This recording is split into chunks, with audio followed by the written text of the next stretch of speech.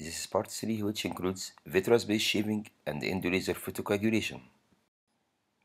As mentioned in part 2, the vitreous base is the peripheral part of the vitreous body which is straddling the ora serrata. This part is the strongest part of the vitreous body. Starting vitreous-based shaving. The parameters for shaving are low vacuum from about 150 to 250 mm mercury and high cutting rate from about 6000 to 7000. The light can illuminate the retina from a far point, being held at the end of the trocar, or can illuminate the retina from a near point just in front or in the back of the cutter to see the vitreous fibrils. If the patient is pseudophakic, it is better to hold the cutter oppositely to the area shaved, while if the patient is phakic, it is better or it is a must to hold the cutter just at the side of the area shaved. Vitreous can be easily seen without any staining, just with manipulation of the light in different directions, being cautious not to injure the lens. Also, the vitreous can be delineated well with triamcinolone staining. Another tool to see the vitreous is air inside the eye. Air can give a panoramic peripheral view, so vitreous can be removed under ear. Vitreous under ear is seen like a gel as shown in this video. So what is the rationale of vitreous-based shaving? Vitreous-based shaving helps to eliminate the vitreous tractions on the peripheral retina, helping the retina to settle back on the choroid. Also, it decreases the incidence of postoperative proliferative vitreoretinopathy. Shaving helps to identify any peripheral hidden retinal breaks, while the vitreoretinal interface in continuous motion during shaving. Also, it helps to decrease visual fluid inside the eye in cases of advanced PDR. Vitreous-based shaving allows also better filling of the globe with tamponade at the end of the operation, because it leaves a much space to be filled with tamponade. Also, during silicone oil removal, it decreases the amount of trapped silicone oil bubbles within vitreous remnants which are difficult to be removed. So what are the problems which may be faced during vitreous-based shaving? Problem 1, which is commonly seen, is crystalline lens touch during shaving in phakic patients.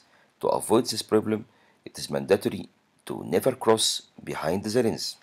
If this happens, the management is to complete lens-sparing vitrectomy if not interfering with visualization, otherwise do phaco if it is difficult to complete, or if there is a cutter bite on the posterior capsule of the lens.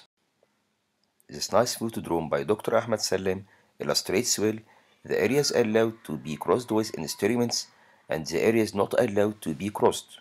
In general view, it is allowed to cross at 2/3 at the side of the instrument, but the last third not to be crossed, especially peripherally to the equator.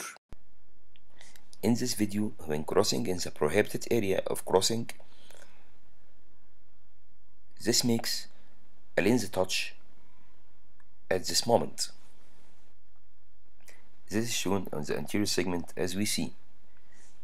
Problem 2 is difficult visualization due to peripheral cortical cataract. Solving if this problem, if it is difficult to view, so go for phacoemulsification of the lens.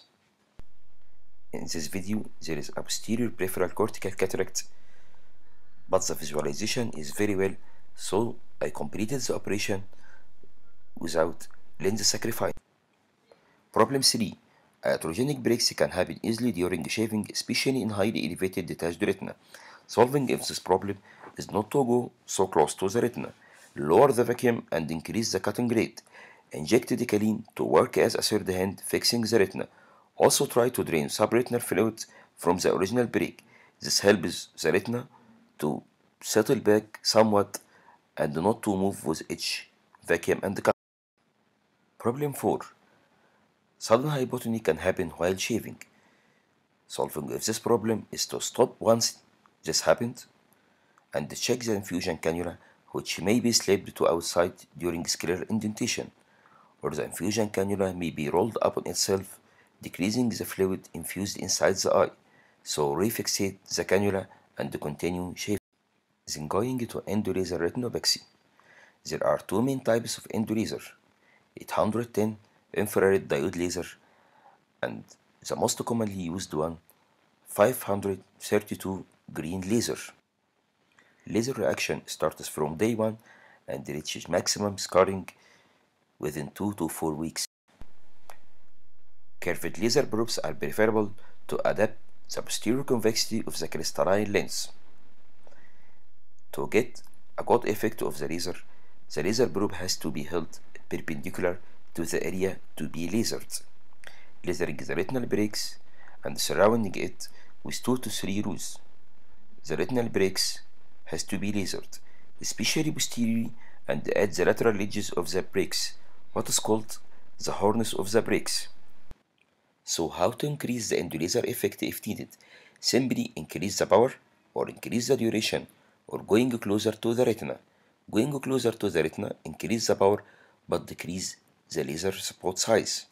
While going away from the retina, increasing the spot size and decreasing the power. So what are the problems that may be faced while lasering the retina? Problem 1. I can't judge if I am near or far from the retina. Solving of this problem, especially in the early learning curve, is to observe meticulously the shadow of laser probe. If there is still a distance between the shadow and the laser probe, so it is not touching or it is not near to the retina. Problem 2. I can't reach a peripheral retinal break, especially in phakic patients. Solving of this problem is try to do laser under ear, which gives a peripheral panoramic view. Or if this failed, go for cryoablation from outside. Problem 3. Retinal hemorrhage can happen during laser or even a retinal hole. Solving of this problem is to decrease the laser power, especially in peripheral retina or in highly pigmented retina, which takes off laser more than non-pigmented retina. Problem 4. No laser effect seen in spite of the same parameters. To solve this problem, check if there is a still subretinal fluid. Detached retina can't take laser and no effect of laser is seen. Also, there may be lack of pigment, especially in high myopics or in albinotics. So try to increase the power of the laser, or if this fails, go to cryoablation. And thank you.